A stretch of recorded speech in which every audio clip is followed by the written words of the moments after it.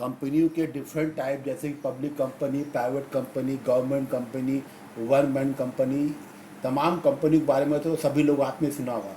लेकिन इन कंपनी का फॉर्मेशन कैसे होता है, कौन लोग इसमें शामिल होते हैं, क्या क्या क्या इसमें स्टेज स्टेज इंक्लूड होता है, कौन कौन से इसमें डॉक्यूमेंट चाहिए, हाँ, कौन इस सारी प्रक्रिया को पूरा करता है, इस बारे में पूरी डिटेल में जानकारी आज हम जो टॉपिक आपको बताने जा रहे हैं, उस टॉपिक का हमने नाम दिया है stage of formation of company. तो हाँ, तो अब इसको ध्यान से समझिए। Formation of a company means the fulfillment of those legal requirement which bring a company into existence.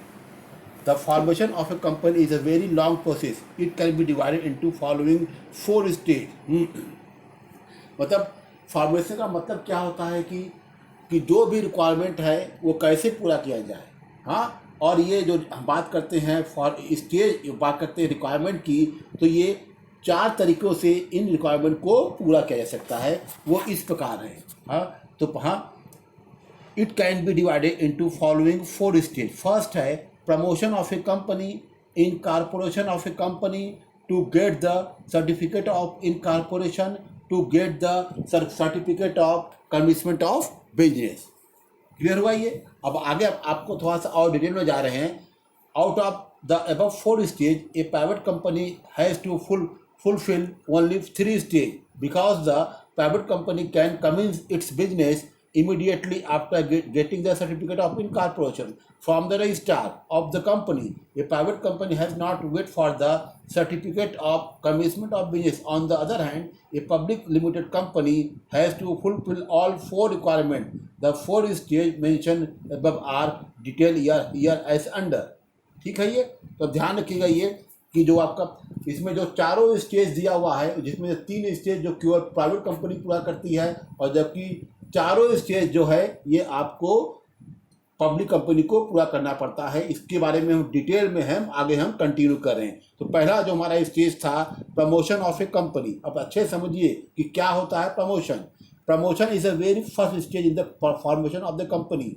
It includes the discovery of business opportunity, arrange for the conversion of identity into reality. ध्यान रखिएगा ये, इसका मतलब कि ये जो promotion of company है, ये फॉर्मेशन का फर्स्ट स्टेज है। इसमें जो भी रियलिटी होती है उसको कैसे कन्वर्ट किया जाए, किस प्रकार फंड की व्यवस्था किया जाए, आपका मटेरियल की कैसे कहाँ से व्यवस्था किया जाए, और फिर इन सारी चीज़ों को मिला के किस तरह जो है कंपनी को बनाया जाए। फिर यहाँ इसका जो नेक्स्ट इसी में जो हम बात करते हैं प्रमोशन की, इसके कुछ स्टेज होते हैं, उसको अच्छे समझिए। Stage of promotion. The promotion of new company include the following stage: discovery of business opportunity, to investigate about the feasibility of idea, to prepare the preliminary contract, to discover the first director of the company, to get permission from the central government for the issue of share capital, to get required license or carrying on business of the company, to collect the fund, to decide above the name, place, object and capital etc., to get certificate of incorporation, to get certificate of commencement of business. जो आप बात करते हैं जो promotion के stage से, तो आपने देखा कि आपकी बिजनेस की जो अपॉर्चुनिटी है उसको डिस्कवर करना, फिर उसको इन्वेस्टिगेट करना, फिर प्रीलिमिनरी कॉन्ट्रैक्ट है उसको प्रिपेयर करना, फिर डायरेक्टर का अपॉइंटमेंट करना, और फिर धीरे धीरे जो सारे स्टेज हैं उसको कंपनी जो है पूरा करती है। तो ये हो गया ये आपका जो है एक तरह से ब्रीफ हमने बता दिया है for the promotion of company. फिर जो सेकंड स्टेज है वो आपका है रजिस्ट्रेशन और इनकॉर्पोरेशन ऑफ ए कंपनी। इसको भी अच्छे समझिए। इनकॉर्पोरेशन और registration of a company is the second stage of the formation of a company. The company registered with the registrar of the company of the concern state. For the purpose of the registration of a company, the promotion have to take the following stage. अगर हम बात करते हैं दूसरे stage की, तो दूसरा stage का जो इम्पोर्टेंट चीज फैक्टर है या एलिमेंट्स है वो है कंपनी का रजिस्ट्रेशन. रजिस्ट्रेशन की जो प्रक्रिया है वो कंपनी का जो प्रमोटर्स है वो पूरा करता है. जिस स्टेट में कंपनी का हेड ऑफिस इस्टेब्लिश होने वाला होता है, तो कंपनी का प्रमोटर जो है उस रजिस्ट्रार से बात करता है, और जो भी फॉलोइंग स्टेप्स है उसको कैसे पूरा किया जाता है इसको अच्छे समझिए. पहला है to ascertain from the register of company whether the proposed name of the company is available or not. Second, to get a license under the Industry Development and Regulation Act 1951 if required. To prepare the memorandum of association and the articles of association. ये ध्यान रखिएगा कि जो आपके registration या incorporation की stage है, तो पहला स्टेज है कि रजिस्ट्रार ये कंफर्म करता है जो नाम हम कंपनी का रखने जा रहे हैं वह वास्तव में संभव है कि नहीं है। फिर मान लीजिए फिर वो जो कंपनी के जो मेन प्राइम और सेकेंडरी डॉक्यूमेंट होते हैं वो भी पूरी तरह कंप्लीट कर लेता है। अब क्या होता है कंपनी का प्राइम डॉक्यूमेंट और क्या होता है कंपनी का सेकेंडरी डॉक्यूमेंट, इसको दो लाइन में आपको अच्छे समझाते हैं। पहला जो कंपनी का प्राइम डॉक्यूमेंट होता है वो होता है आपका memorandum of association. Memorandum of association is the primary and the most important document of the company. No company can be registered without this document. It contains 6 clause, that is a name clause, registered office clause, object clause, capital clause and the subscription clause. ध्यान रखिए ये जो आपका company का main document होता है और इसमें छः आपके क्लॉज होते हैं और ये सभी कंपनी के लिए ये इस डॉक्यूमेंट का को सबमिट करना रजिस्ट्रार के पास जरूरी होता है और ये सभी कंपनी बनाना ये भी अनिवार्य होता है। फिर सेकंड आपका होता है articles of association. The articles of association is the document which contains rules and procedure for the internal management of the company. For a private company, it is a compulsory to draft its own articles of association, but for a public company, it's not compulsory. A public company may or may not have to end its own articles of association. ध्यान रखिएगा, private company के लिए आपका जो है articles of association submit करना जरूरी होता है, लेकिन जो पब्लिक कंपनी होती है उनके लिए आर्टिकल्स ऑफ एसोसिएशन खासकर जो public company limited by share है उसके लिए आर्टिकल्स ऑफ एसोसिएशन सबमिट करना जरूरी नहीं है। उसके लिए चाहे तो वो टेबल ए से भी काम चला सकती है। फिर नेक्स्ट जो आपका स्टेज है contract with managing agent, secretary and treasure. जो कंपनी का प्रमोटर्स होता है वो कंपनी के एजेंट, सेक्रेटरी और ट्रेजर से संपर्क करता है और उनसे लिखित कंसर्ट लेके कंपनी के रजिस्ट्रार के पास वो लिख के जमा करता है। फिर नेक्स्ट है list of director. The company has to file the list of those directors list of those persons who have agreed upon the first director of the company. A private company, however, need not to file such a list. अगर हम बात करते हैं list of director की तो private company के लिए जरूरी है कि वो कंपनी का फर्स्ट डायरेक्टर को का जो लिखित सहमति वो कंपनी के रजिस्ट्रार के पास जमा करना जरूरी था।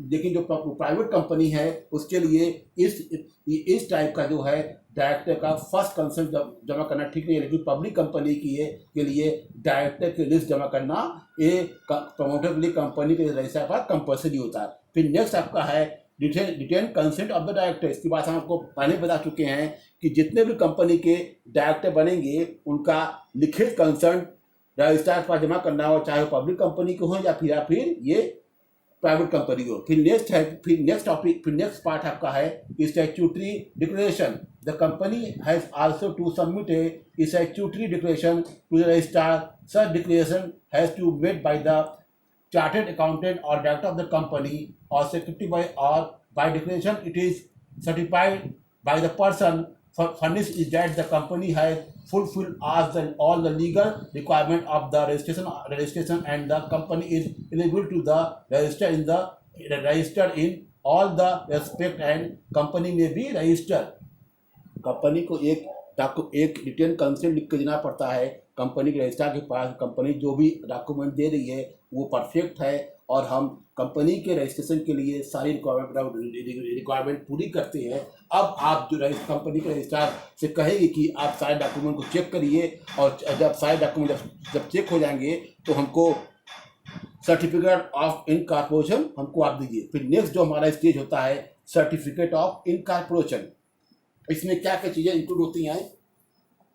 हाँ, तो the registrar after getting the application along with above document check analysis and investigate the application and if he feel satisfied that all the formalities of registration have been duly complete with by the company, he issue the certificate of incorporation under the seal of his office and his signature. The certificate means that the company has been registered by the registrar of the company. Since the date of the issue of certificate, the company become separate legal entity, separate from its members.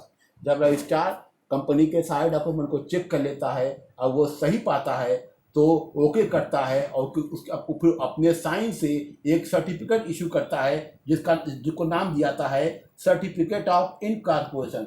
जब registrar certificate of incorporation company को submit कर देता है तो it means क्या होता है, company जो होती है लीगल एंटिटी बन जाती है और उसका जो एंटिटी अपने मेंबर से बिल्कुल अलग होता है। फिर नेक्स्ट हम बात करते हैं आपके कि लास्ट वाला जो आपका स्टेज है वो certificate of commitment of business. It will be appropriate to repeat here that a private company can start its business immediately after its certificate of incorporation. Private company need not to get the certificate of commission of business. On the other hand, the public company, it is necessary to get the certificate of commission of business.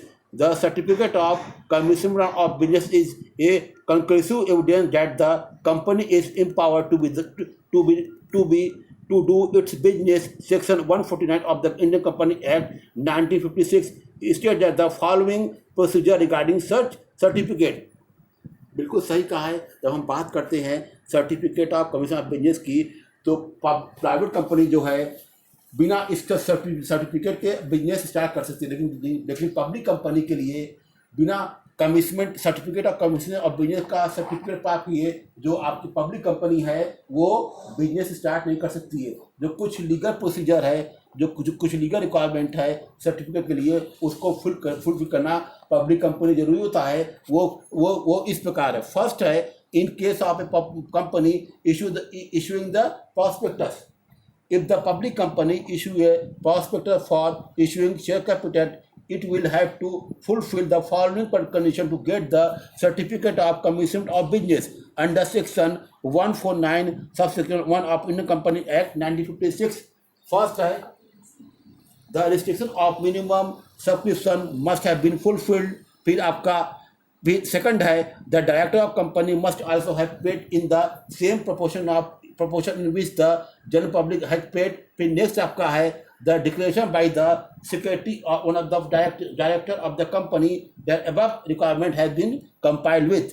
ध्यान रखिएगा, जब company prospectus issue करती है तो कुछ condition उसको fulfil करना होता है। जैसे पहला है कि वो उसके पास ये रिस्ट्रिक्शन होता है कि जो 90% सीमा है उसको फुलफिल करना बहुत जरूरी होता है। फिर दूसरा होता है कि जो कंपनी के डायरेक्टर होते हैं वो कंपनी के क्वालिफिकेशन शेयर उनको लेना जरूरी होता है और वो कंपनी के क्वालिफिकेशन शेयर वो ले लिए। फिर नेक्स्ट है, in case of company not issuing the prospectus, if the company applying for the certificate has not issue prospectus for the issuing share capital, it will have to fulfil the following condition to get the certificate of commitment of business under section 149 subsection 2 of the Indian company act 1956। ध्यान रखिए, जब company prospectus नहीं issue करती है तब कुछ condition उसको fulfil करना होता है। वो हाँ, जैसे फर्स्ट है, to file a statement in lieu of prospectus with the register of the company. फिर सेकंड है, declaration that every director has paid in cash the due money on his shares in same proportion is as above. फिर next है, a statutory declaration by the secretary on one of the director of the company that the above requirement has been complied with the।